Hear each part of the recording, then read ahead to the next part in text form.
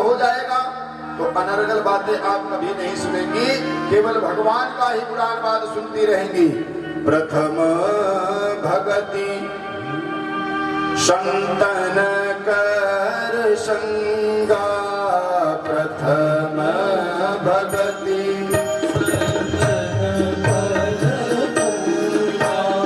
भगवान स्वयं कह रहे हैं सबरी मैया से,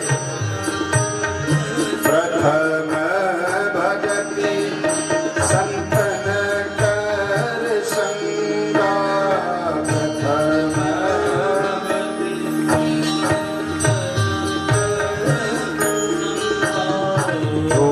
शरणति मम कथा प्रसंगा, शरणति मम कथा प्रसंगा।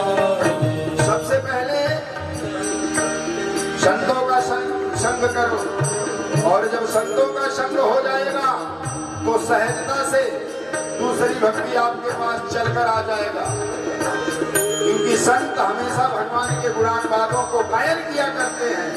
जैसे नारद जी हमेशा भगवान के पुराण बातों को गाते हैं, सनकादिक सनक संत कुमार भगवान के पुराण बातों का गायन करते हैं।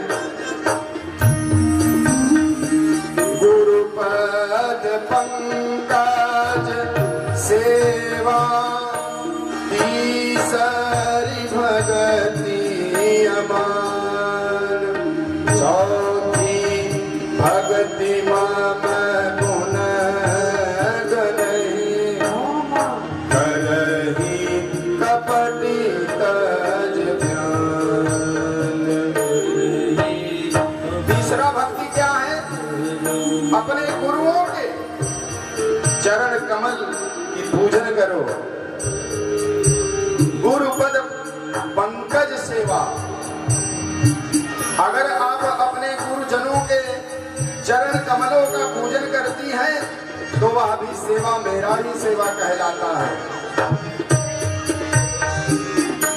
वह भी सेवा मेरा ही सेवा कहलाता है। गुरु में भी हरि का वास होता है, और जब तक गुरु की कृपा नहीं होगी तब तक नारायण को कोई पा भी नहीं सकता। क्यों? क्योंकि जीवन में किसी को तो गुरु बनाना ही पड़ेगा, किसी को तो गुरु बनाना ही पड़ेगा अपने जीवन में, वही तो बताएगा ही रास्ता। जैसे प्रहलाद जी को नारद जी ने बता दिया, क्या दीक्षा लिया था प्रहलाद जी ने, बस एक मंत्र बताया था, जाओ इसी मंत्र को जपो और भगवान तुम्हें मिल जाएंगे। चौथी भगति हम गुण गण करहि कपट तज गान, और मेरे नामों का कीर्तन करो। लेकिन अपने अंदर से सभी प्रकार के शाप ताप को मिटाकर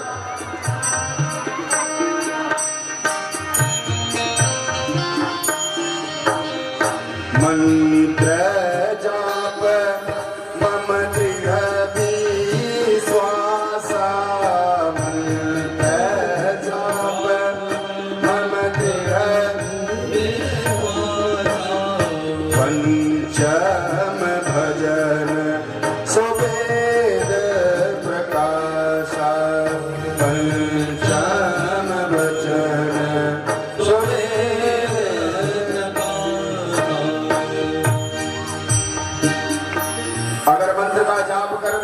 उस मंत्र पर विश्वास रखना सीख लो। जब तक विश्वास नहीं होगा किसी के प्रति तब तक सिद्धि नहीं मिल सकती। अगर सिद्धियां लेना हो मंत्र जाप मम दृढ़ विश्वासा।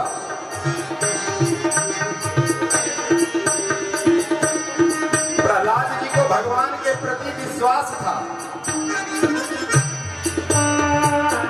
तभी तो नारायण स्वयं हिरण्यकश्यप बनकर आए। तो विश्वास प्रहलाद जी जैसा बनाओ। पश्चिम भजन सुवेद प्रकाशा,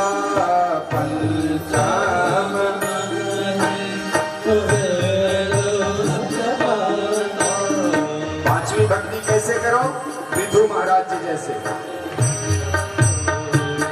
जैसे है पृथु महाराज भगवान की भक्ति किए। पृथु जी की भी भक्ति ही सर्वश्रेष्ठ मानी जाती है। भगवान का कीर्तन करो और उस कीर्तन का प्रचार करो, जितना प्रचार कर पाओ। बोलिए सत्य सनातन धर्म की। अपने धर्म का प्रचार करो जितना हो सके।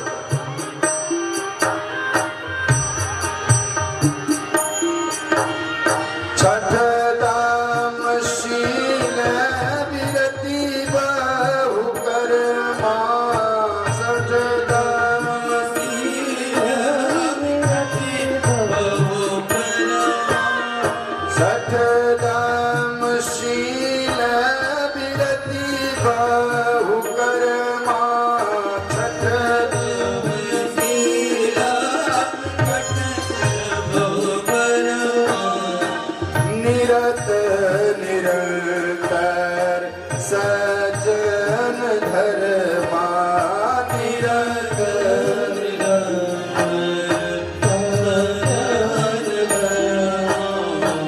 छठवां भक्ति क्या है?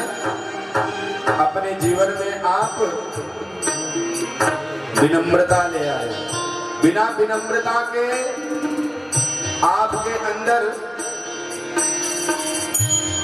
भगवान के प्रति लगाव हो नहीं सकता।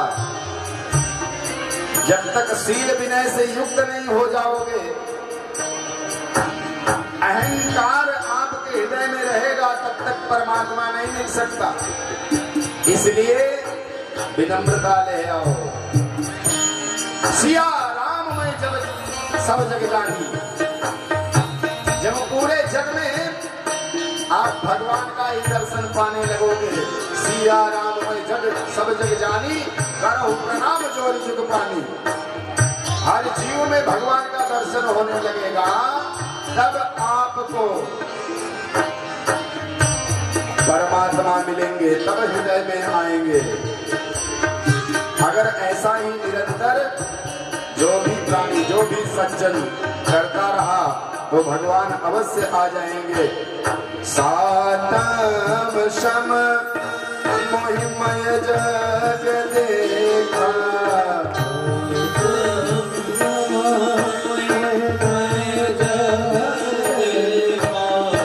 मोते संत अधिक करि लेखा।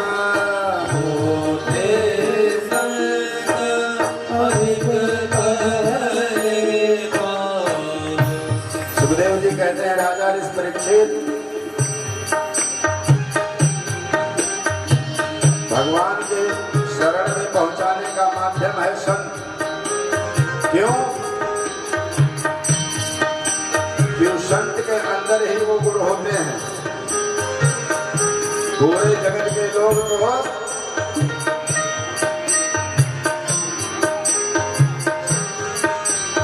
जलने वाले होते हैं, हो सकता है, लेकिन संत के हृदय में हर्ष और विषाद दोनों नहीं होते हैं।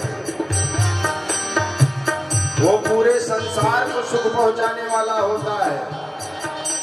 जिस तरह कपास की तकिया बनाने के बाद वो सभी प्राणियों को सुख देता है, जो भी उस पे अपना सर रखता है, ऐसे ही संत जिससे भी मिलते हैं उसको सुख ही सुख प्रदान करते रहते हैं। आठव जथा लाभ संतोषा। आठव जथा लाभ संतोषा। सपने हो नहीं देखहीं पर दोषा। सपने हो नहीं देखहीं पर दोषा। माताओं, आठवां चौपाई क्या कह रहा है जान रही हैं आप लोग? आठम जथा लाभ संतोषा।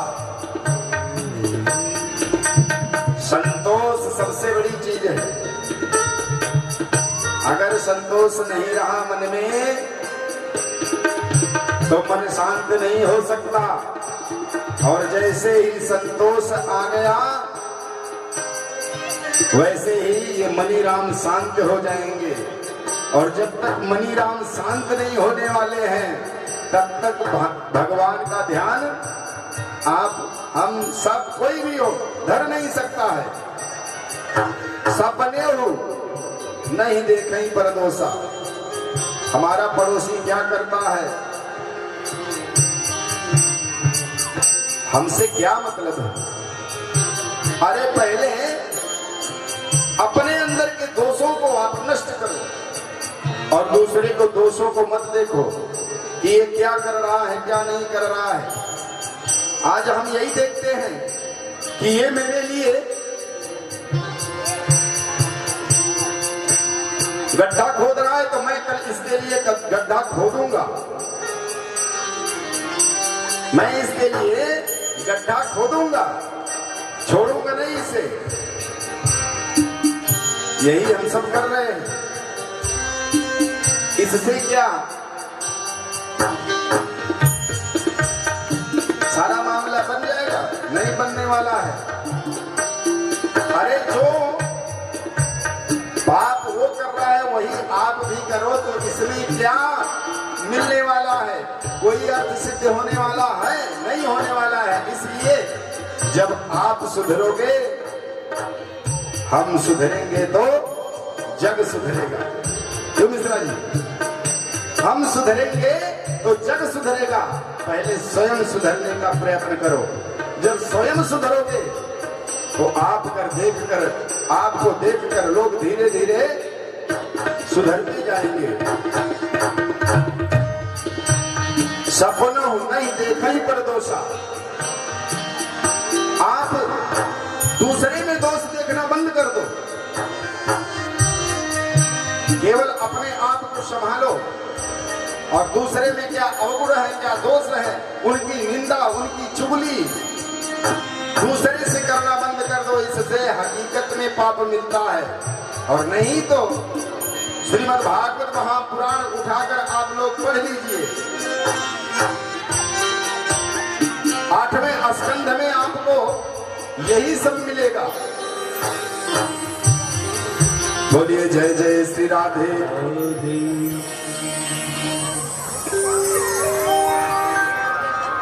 नवा भक्ति क्या है भगवान का? नव एक नव एक जिन ये होई नव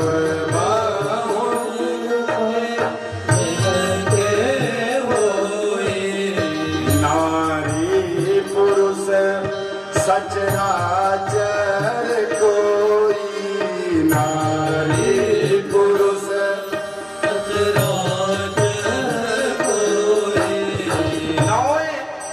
गोस्वामी तुलसीदास जी लिखते हैं, भगवान कह रहे हैं कि अगर इतने गुण जिस भी व्यक्ति में होगा, चाहे वो पशुवत हो, चाहे वो पुरुष हो, चाहे वो नारी हो, चाहे वो जैसा भी जीव हो, तो मैं उसे सहजता से प्राप्त हो जाऊंगा। बोलिए श्रीमद् भागवत महापुराण की। सुखदेव जी कहते हैं राजन, भगवान की भक्ति करने का ये माध्यम है। इतने गुण युक्त करो पहले अपने अंदर और अष्टांग योगों को लगाकर भगवान का ध्यान करते करते चले जाओ। ये परिवार, ये राज, ये जो सब कुछ देख रहे हो, इसमें कुछ रखा नहीं है। परीक्षित ने कहा, गुरुदेव देख लिया संसार हमने, देख लिया संसार हमने, देख लिया संसार हमने, देख लिया संसार हमने,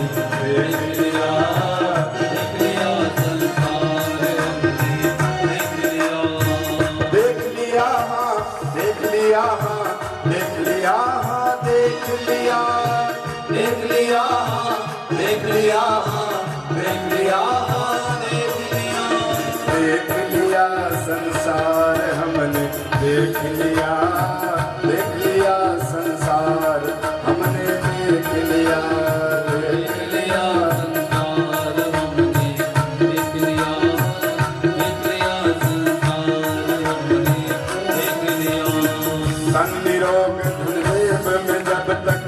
मन से सेवा करेंगे तब तक धन निरोग। हर प्राणी की यही है हाल, धन निरोग धन जेब में जब तक सेवा करेंगे तब तक मन से सेवा करेंगे तब तक। मानेगा परिवार हमने देख लिया, मानेगा परिवार हमने देख लिया संसार हमने देख लिया, देख लिया संसार हमने देख लिया।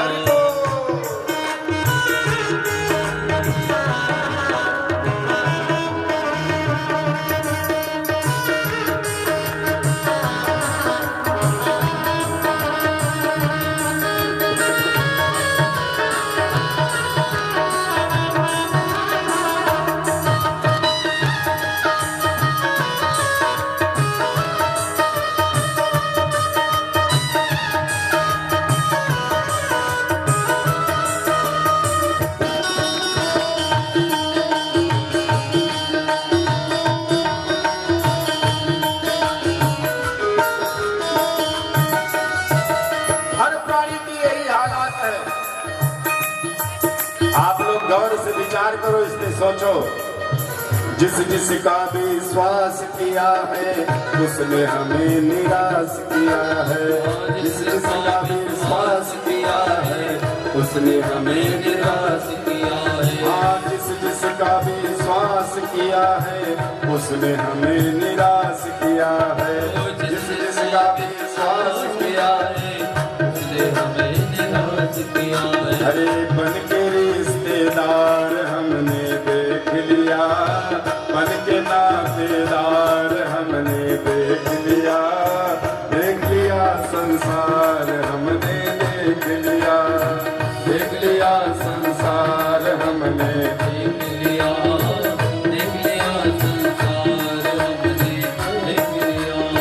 कहीं चोट लग जाए न तन को सभी समझते हैं निर्धन को, कभी चोट लग जाए न तन को सभी समझते हैं। हाँ, कभी चोट लग जाए न तन को सभी समझते हैं निर्धन को, कभी चोट लग जाए न तन को सभी समझते हैं निर्धन को। गिरती हुई दीवार हमने देख लिया, गिरती हुई दीवार हमने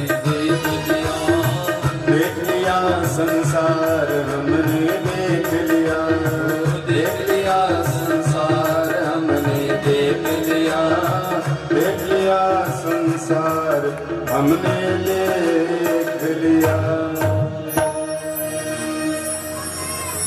सुखदेव जी कहते हैं, राजन संसार की यही हालात है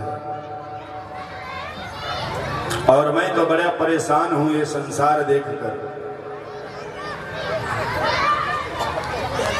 मुझे तो बड़ा आश्चर्य हो रहा है कि आगे लोग मुक्ति पाएंगे कैसे, सब नरक के गामी हो जाएंगे।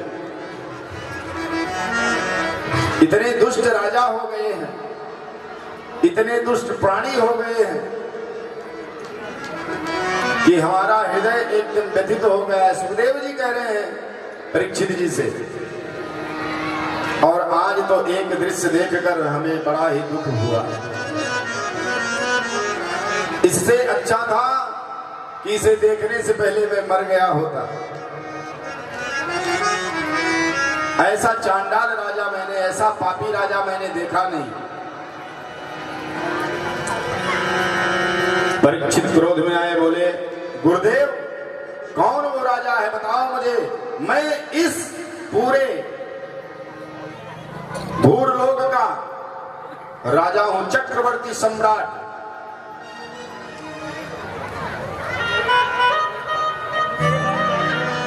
कैसा पाप वो कर रहा है, मैं उसे मृत्यु दंड दूंगा। सुखदेव जी ने कहा अभी पका नहीं है। बड़ा सुंदर उपदेश दिया। कहा राजन मैं बता रहा हूं उस राजा का नाम, सुनो ध्यान से। और वह राजा का कुकर्म बता रहा हूं। वो पाप कर रहा है, पुण्य कर रहा है, इस पे आप विचार करना। सुखदेव जी ने कहा, राजन, एक राजा चक्रवर्ती सम्राट वो भी है, और वह जंगल खेलने के लिए, शिकार खेलने के लिए जंगल में गया। जय श्री सीताराम। और शिकार खेलते समय भयानक वर्षा होना प्रारंभ हुआ। जंगल में वर्षा प्रारंभ हुआ, तूफान जोरों की आई, इतना जल वर्षा कि पूरा जल, चारों तरफ जंगल पूरा जल ही जल दिख रहा है, जलमग्न दिख रहा है। उस जंगल में बहुत सारे हिंसक जानवर रहते थे, मोटे मोटे अजगर, विषैले विषैले सर्प, बिच्छू, शेर, गीदड़, सब उस जंगल से भयक्रांत होकर अपने प्राण बचाने के लिए भागने लगे। राजा ने देखा कि मैं भी इसमें डूब जाऊंगा, वह भी भागने लगा। सामने एक चट्टान था, पहाड़। राजा उस पहाड़ पे चढ़ा, और जैसे ही उस पहाड़ पे चढ़ा, उसको लगा कि मेरा प्राण बच गया। जब पीछे देखा तो देखा कि उसके पीछे बड़े बड़े सर्प, विषैले, बिच्छू, शेर। अब उसे पुनः लगने लगा कि अब इन सबों से नहीं बच पाऊंगा। राजा उनसे बचने के लिए आगे बढ़ा, और जब आगे बढ़ा तो उसे एक झोपड़ी दिखाई पड़ी। उस झोपड़ी में प्रवेश करने चला। जैसे ही झोपड़ी में प्रवेश करने चला तो उसको दिखा,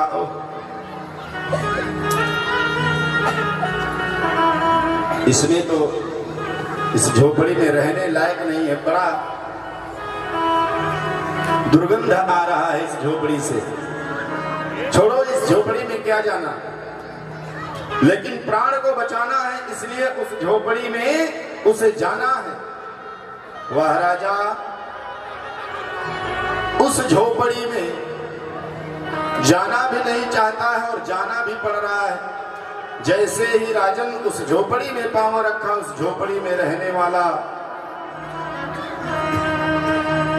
पहरेदार, जो उस झोपड़ी का मालिक था, उसने रोक दिया। बोला, सुनो, इस झोपड़ी में क्यों आ रहे हो? ये झोपड़ी मेरा है,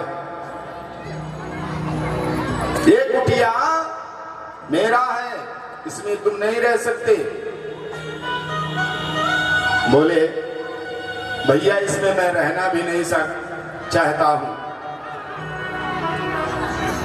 इसमें तो बड़े दुर्गंध आ रहे हैं, कहीं पर हड्डियां हैं, कहीं पर रक्त है, कहीं पर मांस भरे पड़े हैं तुम्हारे इन झोपड़ी में।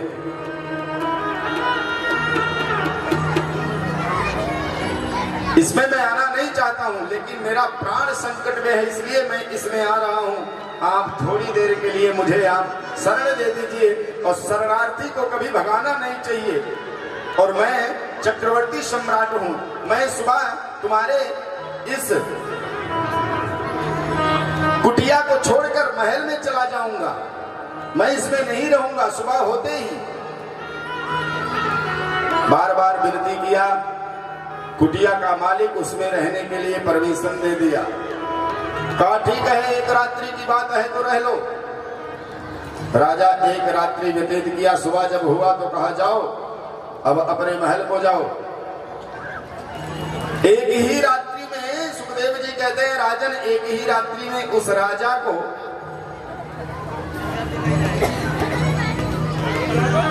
वह कुटिया भाग गई। जो दुर्गंध आते थे वो सुगंध में बदल गया, और वह उस कुटिया में रहने लगा।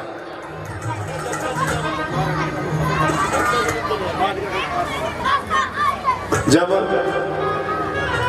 कुटिया का मालिक कहता इसको छोड़कर चले जाओ, तो उससे वो लड़ने लगता था और उसे मारने की धमकी देता था, और उसी को ही एक दिन उस कुटिया से भगाने लगा। दोनों में युद्ध छिड़ गया।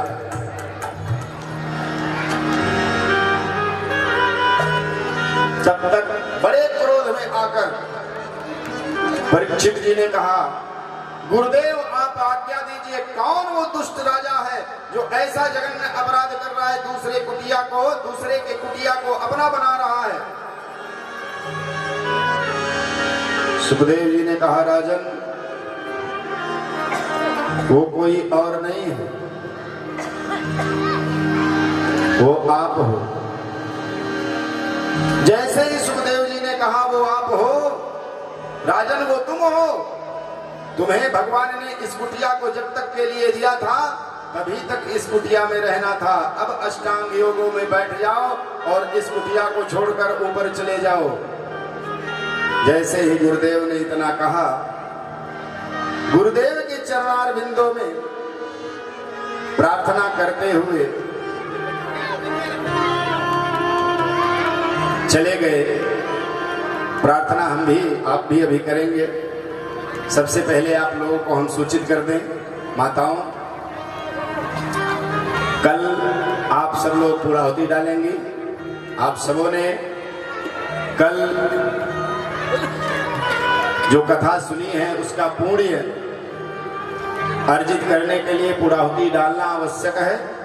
इसलिए आप लोग सूखे गरी का गोला अपने अपने घरों से लाएंगे और हवन कुंड में हवन करेंगे और अब पूर्णाहुति डालेंगे, भंडारा पाएंगे।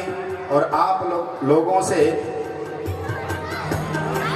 एक निवेदन है कि कल यहाँ पर अगर आपके घर बच्चे हैं कार्य करने लायक, भंडारा परोसने लायक, तो भंडारा भी आप सभी कर रही हैं और उनको यहाँ पर 10 बजे उपस्थित करें भंडारा परोसने के लिए, यह कार्यक्रम संभालने के लिए।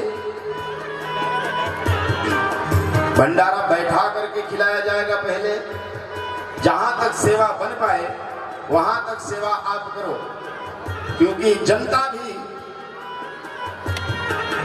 जनार्दन का ही स्वरूप माना जाता है।